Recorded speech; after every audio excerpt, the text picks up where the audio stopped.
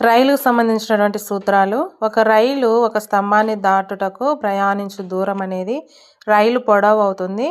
x మీటర్లు పొడవు గల రైలు ఒక ఎలక్ట్రిక్ పోల్ను దాటుటకు అది ప్రయాణించవలసిన దూరం అనేది x మీటర్లు అవుతుంది. ఒక రైలు ఒక వంతెనను దాటుటకు అది ప్రయాణించవలసిన దూరం అనేది రైలు పొడవు ప్లస్ వంతెన పొడవు అవుతుంది. x మీటర్లు పొడవు గల ఒక రైలు y మీటర్లు పొడవు గల ఒక వంతెనను దాటుటకు ప్రయాణించవలసిన దూరం అనేది x ప్లస్ y కిలోమీటర్లు అవుతుంది. Please TET and DSC maths academy ఛానల్ని సబ్స్క్రైబ్ చేయండి, షేర్ చేయండి, కమెంట్ చేయండి. మన ఛానల్లో క్షేత్రగణితము, బీజగణితము, అంకగణితము, విద్యమానానికి సంబంధించిన ఫార్ములాస్ అన్నీ కంప్లీట్ అయ్యాయి. చూడని వాళ్ళు ఉంటే చూడండి, కొత్తగా చూసే వాళ్ళు సబ్స్క్రైబ్ చేయండి. నన్ను సపోర్ట్ చేస్తున్న ప్రతి ఒక్కరికి థ్యాంక్ యూ.